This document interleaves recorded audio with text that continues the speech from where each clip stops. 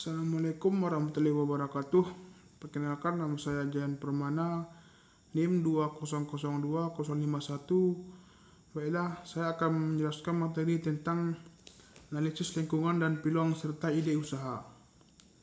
Pada kali ini, kita akan membicarakan suatu topik yang sebenarnya menjadi krusial karena setiap kita yang ingin melakukan pengembangan bidang usaha itu dimulai dari berbagai peluang yang kita lihat dan temukan. Peluang itu bisa saja muncul tanpa kita cari, dan itu keberadaan kita bagaimana menangkap ide-ide tersebut sebagai peluang ke depannya untuk membuka suatu usaha atau bisnis tertentu. Bisa peluang itu kadang-kadang diberikan orang lain, perlu juga dipikirkan. Peluang muncul kadang-kadang atas interaksi segala faktor yang kita rasakan dari lingkungan ini. Akan kita coba bahas dua hal yang tidak hanya terkait dengan analisis lingkungan bisnis dan peluang usaha, juga termasuk ide dan berbagai gagasan dalam berwirausaha. Artinya begitu pentingnya lingkungan, peluang bagi para pemula yang ingin membuka suatu usaha, sehingga perlu dianalisis, dipikirkan sedemikian rupa apakah peluang-peluang yang muncul apakah lingkungan bisnis yang akan dijadikan sebagai subjek atau tempat pengembangan usaha itu memang menjadi suatu titik yang memberikan dampak baik, atau perlu dimanfaatkan untuk diambil suatu kebiasaan keputusan. Dan akhirnya inilah yang menjadi dimanfaatkan untuk diambil suatu kebijakan keputusan. Keberanian, kemampuan analisis untuk melihat segala sesuatu sangat amat diperlukan, makanya perlu banyak belajar, diskusi, banyak merasakan dan memainkan keseluruhan panca indera dan insting bisnis yang kita punya. Yang jelas, dalam satu pertemuan ini kita akan mulai analisis dan PK cukup tanya terkait analisis lingkungan bisnis dan peluang usaha, termasuk ide gagasan dalam berwirausaha. A. Analisis lingkungan bisnis. Lingkungan apa saja yang terkait dengan apa yang akan kita perbincangkan hari ini, khususnya adalah kaitannya dengan organisasi, maka secara tidak langsung akan muncul dua istilah, lingkungan internal dan lingkungan eksternal. Internal berarti lingkungan yang terkait dengan ekstensi sebuah organisasi, dan lingkungan eksternal adalah lingkungan di mana kondisi atau situasi terkait dengan kegiatan operasional organisasi dan bagaimana operasional ini pada akhirnya bisa bertahan menjadi dua lingkungan.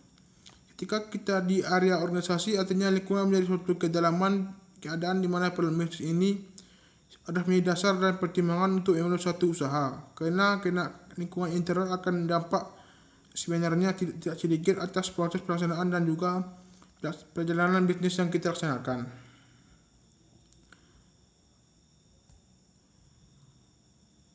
Lingkungan eksternal pada akhirnya dia terbagi menjadi dua, lingkungan yang terkait langsung dengan kegiatan operasional kita atau sering dinamakan sebagai lingkungan mikro dari organisasi, dan lingkungan yang tidak terkait secara langsung dengan kegiatan operasional adalah makro.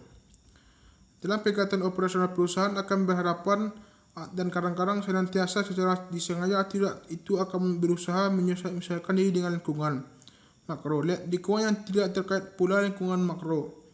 Lingkungan mikro adalah pelanggan, pesaing di dalamnya, pemasok, bahkan partner segala, sedangkan lingkungan makro yaitu mereka yang membuat peraturan perusahaan termasuk lembaga dan pemerintah dan sebagainya.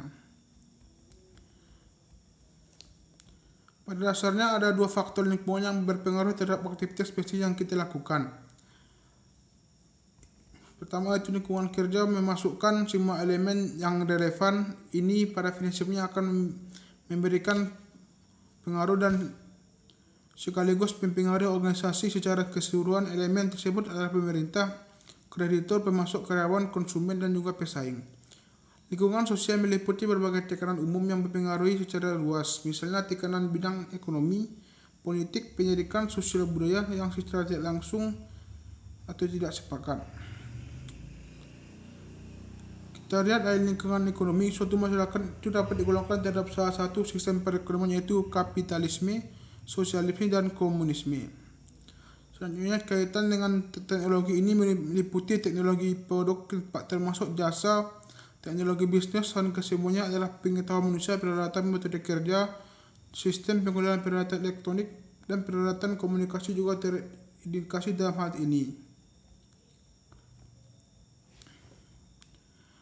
Lingkungan hukum dan politik akan memberikan pengaruh dan dampak dalam pelaksanaan proses penyelenggaraan bisnis yang akan dilakukan. Lingkungan ini menjadi kekuatan perusahaan pada akhirnya berada dalam suatu kerangka hukum, sehingga faktor ini mempengaruhi berbagai urusan dan transaksi dari perusahaan atau organisasi bisnis kita. Lingkungan hukum dan politik memiliki peran pembuatan aturan bisnis tentang apa yang boleh dan tidak boleh dilakukan dalam bisnis.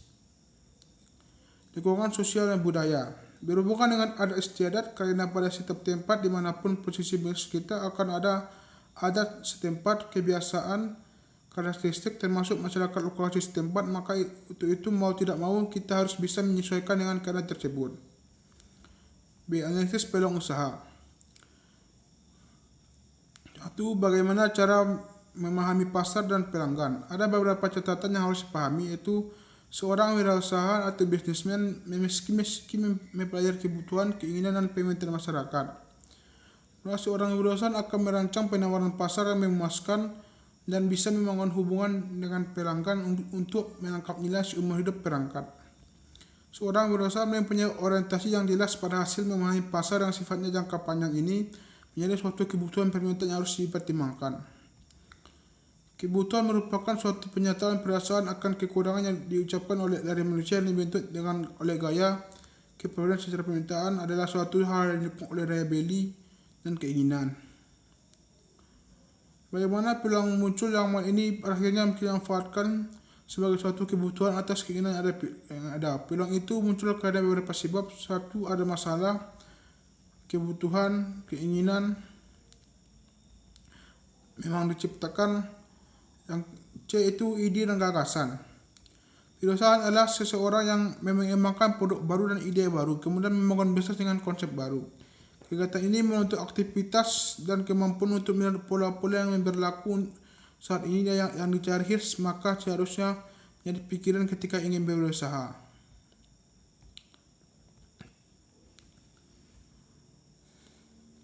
Ada beberapa yang menyebutkan kegagalan hal ini mewujudkan gagasan bisnis, antaranya itu terkait data informasi yang tidak lengkap, kurang meneliti dokumen yang ada, salah perhitungan, misalnya dalam penggunaan rumus yang hasilnya tidak sesuai, pekerjaan salah, koneksi tidak tepat, unsur kesengajaan. Baiklah, sekianlah penjelasan materi dari saya. Assalamualaikum warahmatullahi wabarakatuh.